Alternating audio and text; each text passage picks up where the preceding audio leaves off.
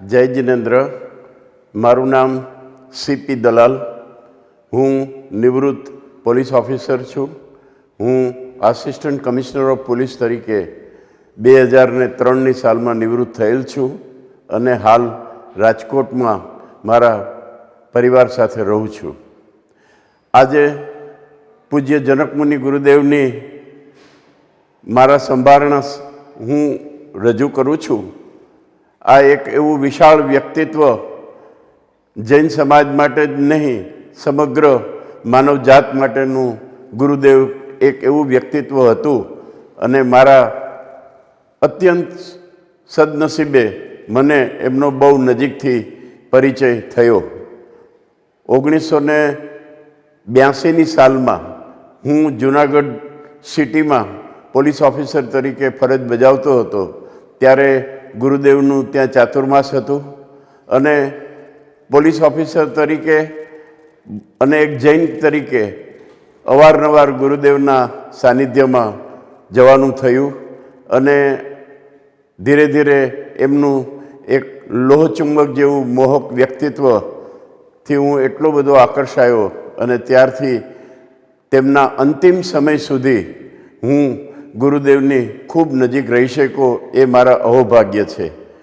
ગુરુદેવ જ્યાં જ્યાં ચાતુર્માસ બિરાજતા ત્યાં ત્યાં અવશ્ય હું તેઓના દર્શન માટે અને જ્ઞાનવાણીના લાભ માટે જતો અને એમની અત્યંત તીવ્ર યાદશક્તિ, એટલી તીવ્ર યાદશક્તિ હતી કે કોઈ પણ જગ્યાએ તમે હો અને કોઈ પણ બનાવની વાત હોય, ભૂતકાળની ગમે એટલી જૂની વાત હોય તો પણ ગુરુદેવ ચોક્કસ રીતે મને યાદ કરી અને કહી શકતા અને સંભારણા એમના કાયમ માટેના રહે એ રીતની પરિસ્થિતિ હતી.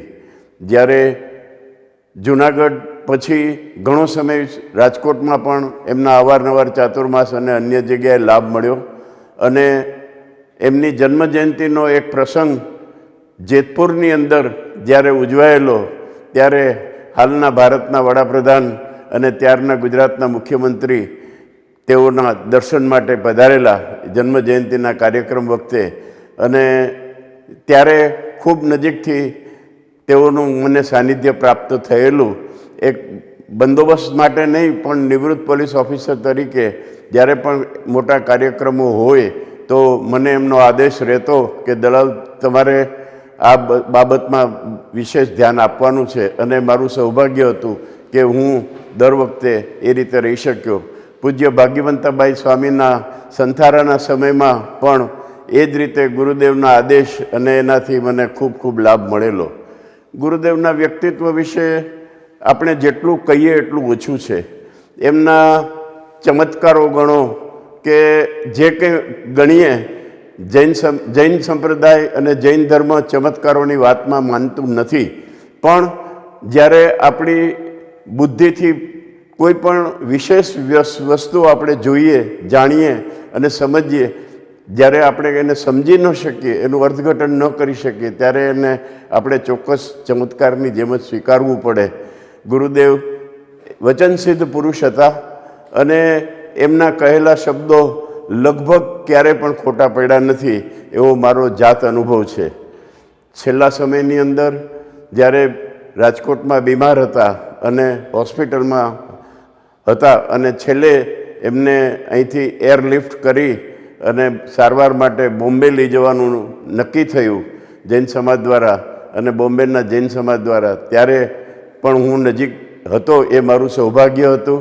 અને અત્યંત સ્વસ્થ અવસ્થામાં જ્યારે મને રૂમમાં એમના પથારી પાસે જવાનો એક ચાન્સ મળ્યો અને મેં ગુરુદેવના દર્શન નજીકથી કર્યા, ત્યારે મારો હાથ દબાવી અને મને એટલું બધું આશીર્વાદના સ્વરૂપમાં આપ્યું અને એમ થઈ ગયું કે આ દિવ્ય પુરુષ હવે અહીંથી સારવાર માટે જાય જ છે અને આપણને એમની કાયમ માટે આપણી યાદગીરી રહેશે. એમની તબિયત, એમના શારીરિક તકલીફો એટલી બધી હતી છતાં જૈન સમાજે કંઈ પણ વસ્તુ બાકી રાખ્યા સિવાય એમને સારવાર માટે પ્રયત્નો કર્યા.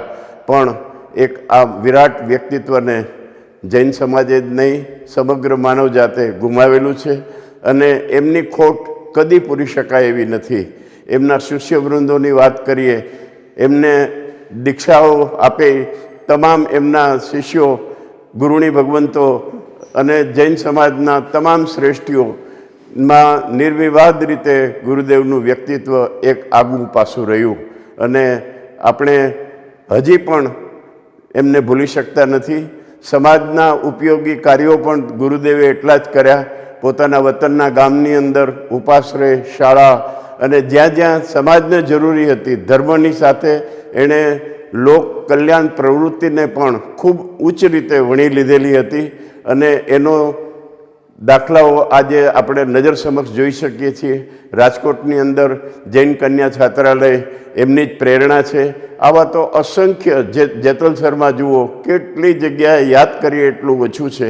એવી ગુરુદેવને મારા સત વંદન અને પરમાત્માને પ્રાર્થના કે એ ઉચ્ચ આત્મા ચોક્કસ રીતે જ્યાં જ્યાં બિરાજતો હશે ત્યાંથી ફરી મનુષ્ય દેહ ધારણ કરી વહેલામાં વહેલી તકે મોક્ષ પામે, એ જ અભ્યર્થના.